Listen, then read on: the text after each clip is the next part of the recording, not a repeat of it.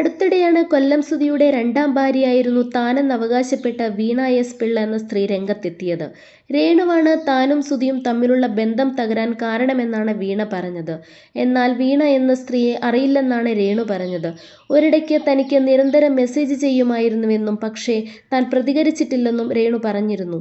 ഇത്രയും കാലം ശബ്ദത്തിലൂടെ പ്രതികരിച്ചിരുന്ന വീണ ഇപ്പോഴിതാ നേരിട്ട് ലൈവിലെത്തി ഗുരുതര ആരോപണങ്ങൾ ഉന്നയിച്ചിരിക്കുകയാണ്. നുണ പറയാനും ഭക്ഷണം കഴിക്കാനും മാത്രം വാതുറക്കുന്നയാളാണ് രേണുവെന്നും കിച്ചുവിനെ കുറിച്ച് എന്നോട് മോശമായി സംസാരിച്ചിട്ടുണ്ടെന്നും വീണ പറയുന്നു.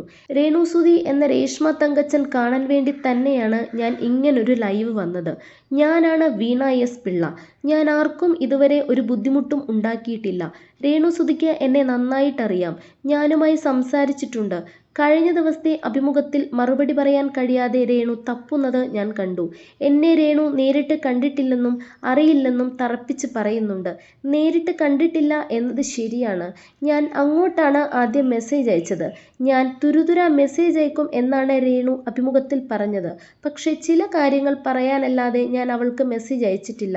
നന്നായിട്ട് പോയിക്കൊണ്ടിരിക്കുന്ന ഫാമിലി അടിച്ച് തകർത്ത വ്യക്തിക്ക് നമ്മൾ നിരന്തരം മെസ്സേജ് അയക്കുമോ?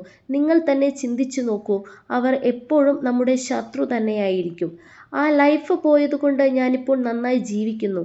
ഫ്ലോപ്പായ കരിയർ വരെ ഞാൻ തിരിച്ചു പിടിച്ചു. കൊല്ലം കോടതിയിൽ നിന്ന് ഇറങ്ങി വന്നപ്പോൾ തന്നെ എൻ്റെ മനസ്സിൽ സുധി മരിച്ചു കഴിഞ്ഞു. അതുകൊണ്ട് സുധി മരിച്ചത് എന്നെ ബാധിക്കുന്ന വിഷയമല്ല. എനിക്കും സുധിക്കും ഇടയിൽ ഒരു അണ്ടർസ്റ്റാൻഡിംഗ് ഉണ്ടായിരുന്നു. അതുകൊണ്ടാണ് രണ്ടാം വിവാഹത്തെക്കുറിച്ച് സുധി എവിടെയും പറയാതിരുന്നത്. മാന്യതയാണ്. പുള്ളി ജീവിച്ചിരുന്നപ്പോഴും മരിച്ചപ്പോഴും പുള്ളിയെ വെച്ച് സെലിബ്രിറ്റിയാകാൻ ഞാൻ ശ്രമിച്ചിട്ടില്ല. പുള്ളിയെ വിറ്റ് കാശുണ്ടാക്കിയിട്ടുമില്ല. വീണ വോയിസ് മാത്രം ഇടുന്ന രംഗത്ത് വരുന്നില്ലെന്ന പരാതി എല്ലാവർക്കുമുണ്ട്. അതുകൊണ്ടാണ് ഇങ്ങനൊരു വീഡിയോ ചെയ്യുന്നത്.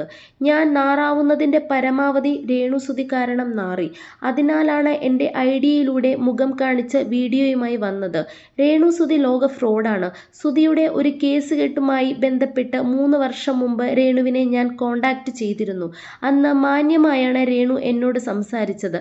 എന്നെക്കുറിച്ച് രേണുവിനെ നന്നായി അറിയാം. തിന്നാനും കള്ളം പറയാനും വേണ്ടിയാണ് രേണു വാ തുറക്കുന്നത്. അവൾക്ക് ആരോടും കമ്മിറ്റ്മെന്റ് ഇല്ല. പോലീസിൽ ഞാൻ രേണുവിൻ്റെ പേരിൽ പരാതി കൊടുത്തിട്ടുണ്ട്. മാന്യതയുണ്ടായിരുന്നതുകൊണ്ടാണ് ഇതുവരെ ഞാൻ മുഖം കാണിച്ച് വരാതിരുന്നത്.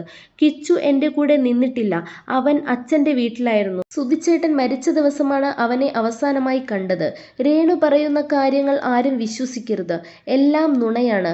പോക്കറ്റ് മണിക്ക് വേണ്ടി കിച്ചു കാറ്ററിംഗ് ജോലിക്ക് പോയിരുന്നു. രേണു തന്നെയാണ് ഇക്കാര്യം എന്നോട് പറഞ്ഞത്. പിന്നീട് സംസാരിച്ചതെല്ലാം കിച്ചുവിനെ കുറിച്ചാണ്. ഞങ്ങളുടെ ലൈഫ് കിച്ചു കാരണം നശിച്ചുകൊണ്ടിരിക്കുന്നു. സുധിക്ക് കിച്ചുവിനോടാണ് സ്നേഹം. എന്നെ മൈൻഡ് ചെയ്യാറില്ല. ഫ്രീ ആയിട്ടുള്ള സമയത്ത് പോലും കിച്ചുവിൻ്റെ പുറകെയാണ്. കിച്ചുവിനെ കുറിച്ച് നിരവധി മോശം കാര്യങ്ങൾ രേണു എന്നോട് സംസാരിച്ചു.